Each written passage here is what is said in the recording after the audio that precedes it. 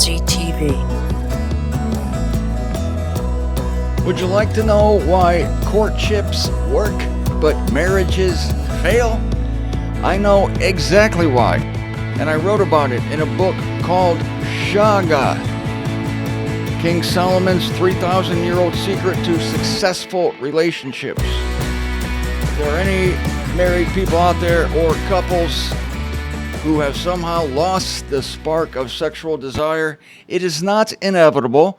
I know what the social philosophers tell you. They tell you, well, it's inevitable. They call it the lust phase of the relationship. Well, that lasts a year. You know, of course, in the honeymoon, you're crazy about each other. But then after a year, then you settle into this mundane, humdrum, less exciting relationship. It's inevitable. No, it is not inevitable. It is not.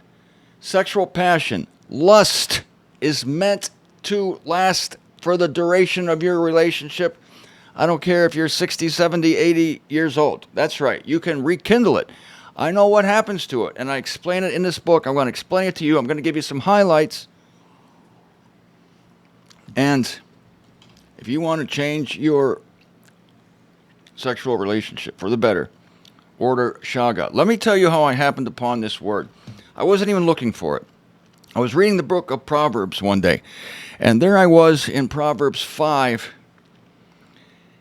19 and 20. I'm going to read this passage to you from the concordant version of the Old Testament. Wait till you hear this one word. Are you ready for this? Speaking of a man's wife, may her affections satiate you in every season. May you be inebriated by her love continually. This is Solomon to his son. Why should you be inebriated, my son, by an alien woman and embrace the bosom of a foreign woman? Why did this verse blow my mind? I mean, I just was reading this and it just hit me. Wait a minute. This word inebriated, what is this word? It's the word shaga. Shaga is a Hebrew word translated here inebriated. It is the same word used to describe people under the influence of alcohol. It means to stray, to err, to make mistakes, to wander aimlessly, to really be outside yourself, to be loose, to be intoxicated. This is what the word shaga means. And in this context, Solomon is saying, my son, why should you be intoxicated by an alien woman when you can be intoxicated by your wife? That's the essence of this passage. I saw that and I'm like, what? I can understand how a man would be intoxicated, inebriated, shaga, by an alien woman, a strange woman. You know how it is. You give somebody this extra long look. Maybe a woman brushes past your shoulder, and it's just like, ooh, you know that you could just let loose with this strange woman, the stranger. I mean, strange in the fact of you don't know her. Because, well, there's no baggage associated with, in this context, the alien woman. And so it is easy to see how someone could lose it. Someone could be inebriated, intoxicated, like letting it all hang out with a woman you don't even know. It's because of that baggage you have in your relationship that hinders you, because you know this woman, you brush your teeth next to this woman, you've seen her crying, she's seen you in your underwear. I mean, it's just, there's a lot of things that happen that you are tempted to say, well, yeah, intoxicated with my wife of 20 years? No. Well, I'm here to tell you that I enacted these principles in my marriage after being married to my wife for 20 years. And I will tell you this, I was more excited, more hot, more passionate, more lustful for my wife, the lady I've been married to for 20 years, than I was at the beginning of our relationship. And it was because of this passage. Solomon is saying, may you be inebriated by her love continuously. And inebriated, intoxicated, has to do, I'm sorry, with sex. Not with love. Of course, there should be love in a marriage. Love is unconditional.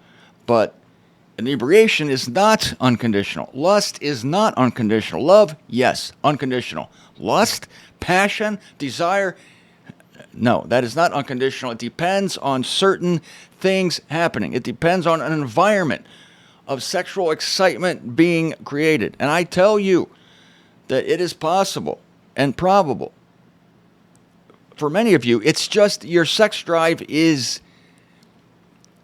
hibernating. It's not destroyed. It's not gone. It's hibernating. It's waiting to be awakened. It's there. It's just asleep. It needs to be brought out. And this book is about how to bring it out.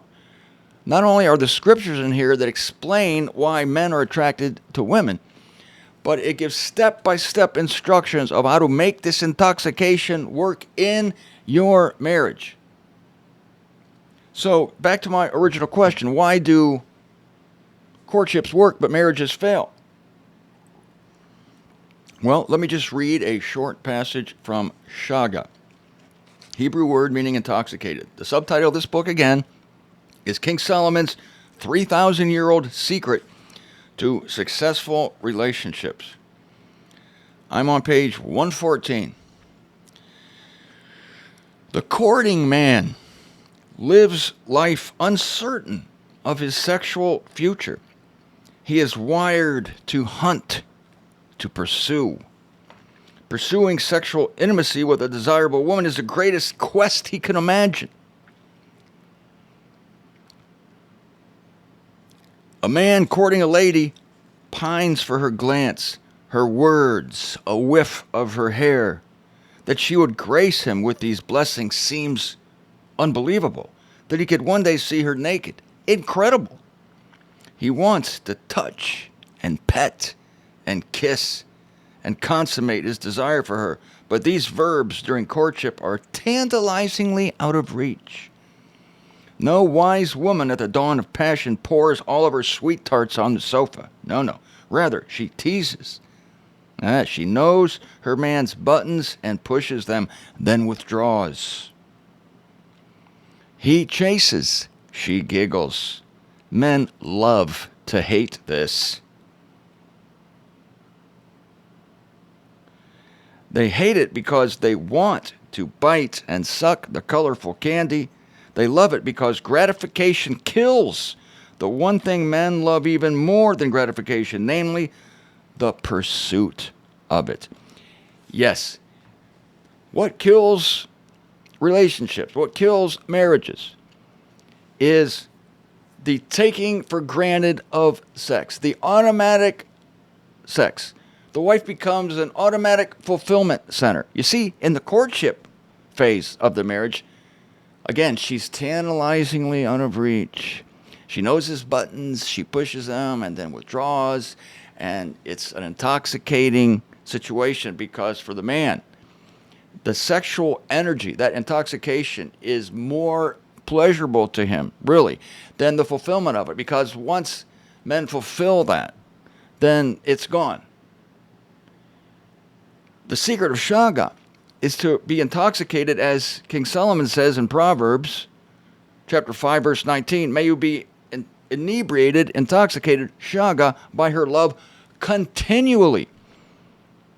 So this book explains how a woman can continually produce sexual tension. That's the beauty, sexual tension. And I tell you exactly how to do this in this book. There are specific ways for you to create sexual tension. In fact, ladies, with 12 words, you can reduce your man to a slobbering worshiper.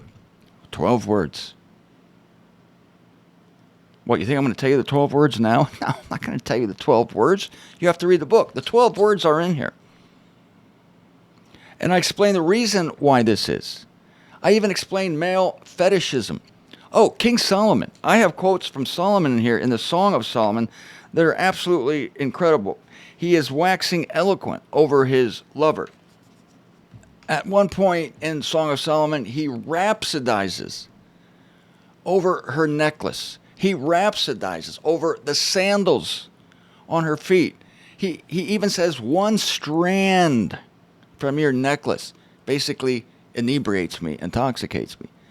Seems like Solomon is a fetishist. What's a fetish? It's finding sexuality in things. But speaking from the viewpoint of a man,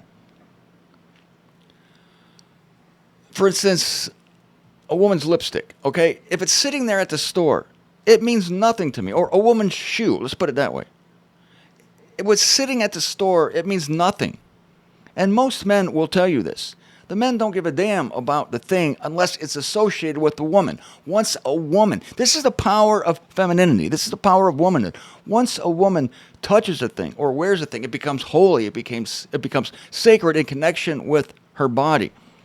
Men are like this. Women are mystified by this. But I'm telling you, this is the key to your man. The key to your man. It is a God-given thing. And Solomon himself writes about his lover's feet in sandals and a strand of her necklace and the smell of her hair. These things intoxicate men. Women don't understand it. But ladies, as soon as you understand it, you have the keys to the kingdom. Because many of you I know have rolled your eyes when your man approaches you with his fetishes. Oh, would you mind, baby? Would you mind wearing this nice little thing to bed? Why can't you love me for who I am? I don't know how many times I heard that question in my marriage. Why can't you love you? Why can't you love me for who I am? I deal with that in this book. It's like women almost dare their men to desire them with absolutely nothing added. In fact, I have a hypothetical conversation in this book. A young girl I know sees these principles plainly with her new boyfriend. That is a man's tendency, the principle of a man's tendency to see a woman's physicality first. A man is drawn to a woman's physicality first. With women, it's the other way around. They're drawn to a man's character, to his eyes. A man looks at other things first. In fact, in the Song of Solomon, this is fascinating. Song of Solomon, chapter 5, verses 11 through 16, Solomon's lover lists his attributes. And the order in which she notices things is inspired. This is what she loves about him. And I'm taking this from Scripture. In the order it is presented in Scripture. Number 1, his head. Number 2, his locks. Number 3, his eyes. Number 4, his cheeks. Number 5, his lips. Number 6, his hands. Number 7, his abdomen. Number 8, his legs. Number 9, his appearance. Number 10, his mouth. Notice that with her, it starts with the head down. These are the things she notices, she appreciates. Now, when Solomon rhapsodizes eloquent over his bride, this is what he notices. Number 1, her feet. He starts at the bottom and goes up. She starts at the top and goes down. He starts at the bottom and goes up. This is inspired. This is a huge difference between men and women. He starts with her feet. Then 2, her hips. 3, her navel. 4, her belly. 5, her breasts. He's working up. 6, her neck. 7, her eyes. 7, her eyes. With her, it's number 3. With him, it's number 7. He finally gets to her eyes at number 7. 8, her nose. 9, her head. 10, her hair. I write in this chapter, first on her list is his head. From here, she works down. He, on the other hand, begins at her feet and works up. She does not arrive below his neck until point 6. At the same time, he finally ventures north of her breasts. Remarkable. And yet it isn't. It's typical of the God-given differences between the sexes. And we ought to be celebrating the God-given differences between the sexes. And when utilized, these differences can ignite the spark again, reignite the spark in your relationship. The bride first wants her lover's thoughts and emotions, and so begins at the seat of his intellect. He, on the other hand, wants to cling to and worship her femininity. And for him, that begins at her feet. It's perfect. It's symbiotic. It's instinctual. It's wonderful. Each gender fulfilling its role. All men should begin the courting process at a woman's feet, either figuratively or literally, preferably literally. Men eventually arrive here when proposing marriage, but what took them so long? A man at a woman's feet is a physical act, but simultaneously symbolic. The Lord Jesus Christ literally washed the feet of his disciples, but who cannot see behind the performance an act of humility, sacrifice, and service? It would stun a modern woman to see a man bowed down before her. Even the propositioned woman giggles and turns red at the suitor on bended knee. Not the Shagah woman. Oh no, not the Shagah woman. She knows her power and its effect. Here it starts From this vantage point, she gazes upon her suitor's head and locks. How patient is the bride of Solomon. As his worship ascends, she seeks the windows to his soul. At her navel, he gazes up at her in adoration. Their paths cross at point 6. His strong hands caress her neck. He rises to full stature. As her eyes now descend the corrugations of his trunk, now he admires her beautiful head. He smells her hair. At last, there is a kiss. She obtains the sweetness of his mouth. Like wine, the kiss has aged, becoming finer for the waiting. 4 verses later, he soliloquizes over it. Quote, your mouth is like the best wine. Ladies and gentlemen, these inspired differences will make for a renewed sexual relationship with you and your partner. But as I said, women are the last people to believe this, the last people to appreciate it. That is a man's first notice of a woman's physicality. They balk at it. They don't like it because they think that they're rejecting her. Women think that men are rejecting her when they admire her breasts or her navel or her belly button. Solomon goes nuts over the navel of Abishag, his wife. Goes nuts over it. He goes crazy over her sandals, over her necklace. These things have no meaning for any man apart from contact with a woman. But a woman is so great in a man's eyes, so sexual, so above him, that even the things that touch her become holy to him.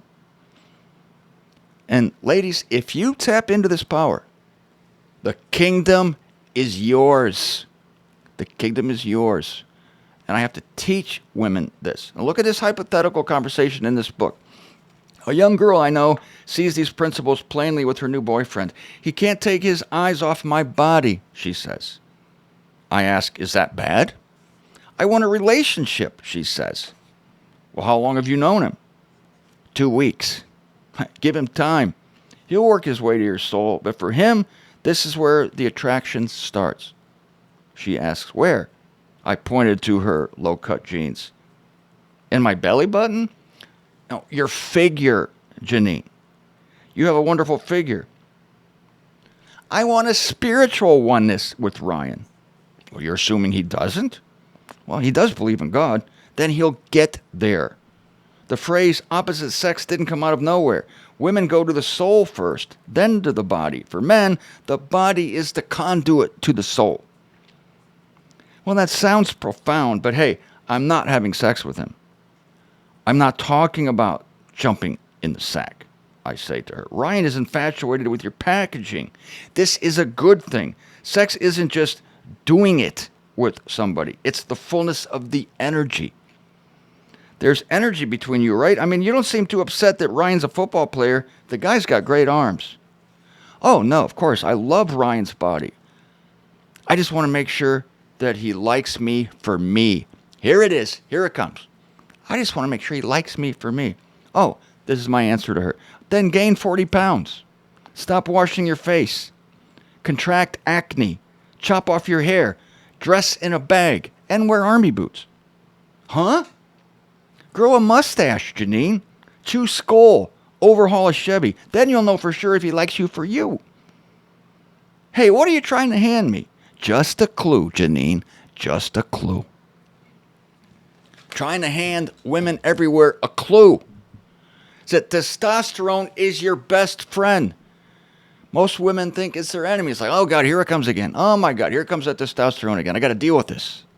Ladies, testosterone is your best friend.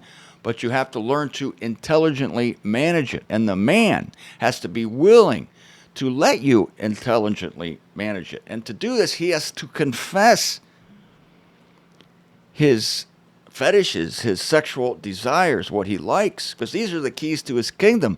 These things are considered unholy. As if holy sex, I don't even know what holy sex is. I mean, what is it? Is it some kind of Shakespearean thing? Thou art fair, my lover. No, it's like animalistic. It's down and dirty. God made it that way. It's supposed to be that way. It's intoxication. When you totally lose your mind in the presence of your lover. Read Song of Solomon. It's absolutely fantastic. In this book, I explain why the sex drive exists, why women are in the driver's seat of sex. You are, ladies, you're in the driver's seat. You have the power to change your relationship. You have to understand your man. Your man, I'm suspecting, has tried to present himself to you. Charles, stop it. Your man has tried to present himself to you, and maybe he's suggested certain things that he likes, but maybe you've shot him down. The most deadly thing a woman can do is what I call the eye roll. It's like, ah, here it comes, the eye roll. Ooh, that will devastate a man. And he will go into his little cave, and it'll be a long time before he has the courage, the bravery to tell you what he likes. And this is the beginning of the end, because you are condemning him for being sensual, for focusing on your body, for being a fetishist. But, okay, so let's say he loves your breasts. Hey, he would not love them if they were sitting over here, all right, and you were over there. Or your lingerie. If it was hanging on a rack at the store, he doesn't care about it, but it was on you, and it touches you, then he's intoxicated by it.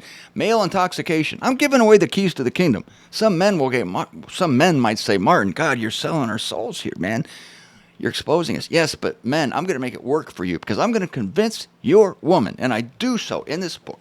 I'm going to convince your woman that your desires are holy, that God gave you these things. And once your woman realizes that they're not sinful, that these what women would call objectification. Oh my God, I hate that term.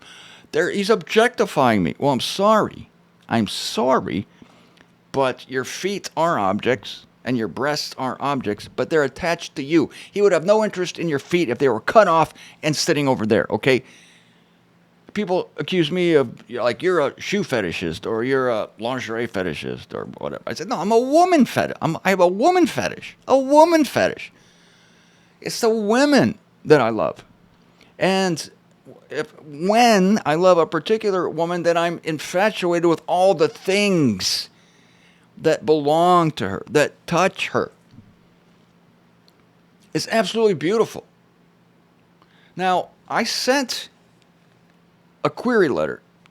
When I wrote this book back in 2005, yeah, I wrote it that long ago. I sent a query letter to a mainstream publisher. I thought, I'm going to just go for it. So I sent it to International Creative Management, ICM. It's a literary agency in New York. I'll start at the top. And I sent a query letter and a sample chapter to Kate Lee of International Creative Management. They represented some real famous people. Ladies and gentlemen, the next day, I got a phone call from Kate Lee. She was so fascinated by this book. And I was swinging the bat in Yankee Stadium at that point. And she took me on as a literary agent. So she was going to pitch this book to publishers. Do you know what happened? Little did I realize at the time, but most of publishing is run by feminists. And feminists do not like to hear that the key to happiness in a relationship is sex. No, because they try to homogenize the sexes. They don't want to hear that a happy relationship depends on them understanding their men's desire for the physical, or to see their wives in something sexy, in a sexy bra, sexy panties, a catsuit, high heels, whatever. A certain bow in the hair. Solomon would love it. Oh, Solomon would rhapsodize over a bow in the hair of Abishag. That's men. That's men. Don't condemn it. Don't condemn it, ladies, because once you understand it and accept it, then you'll be able to use these things intelligently. Yes, use them intelligently to intoxicate your man, and he will be eating out of your hand. You will be like a sun in his universe, and he will revolve around you like a freaking planet. Sigmund Freud asked the famous question, what does a woman want? Apparently nobody knows. I know exactly what a woman wants. Ladies, tell me if I'm wrong. All a woman wants is to be the epicenter of an attentive male universe. That's holy. Do you want your man to revolve around you? Then you need to understand the secrets of Shagah, the secret of intoxication, how to induce it, how to manage it, and how to bring your pedestrian old relationship back to the excitement of courtship. When you intoxicated your man and you teased your man, and he is, I promise you this, he is in love more with the chase than with the fulfillment of the chase. He may not even admit it to himself. But after he reads this book, this thin book that'll change your life, after he reads this, he'll understand himself better than he ever has. And you'll understand him better than you ever have. And the result will be marital bliss. I know this. I lived it. It's true. Because God wrote the script. God made men and women the way they are. It's codified in Proverbs chapter 5, verses 19 and 20. Read it for yourself in any version. The word shaga, it means intoxicated. And I'll read this text from the back of the book, then I'll close for today. Drawing from 3,000-year-old wisdom found in the book of Proverbs, shaga demonstrates the sexual advantage women have over men, the purpose of the insatiable male sex drive, and the benefits to both parties of a man's God-given tendency to worship womanhood. Baby, it's all here. Get it and live.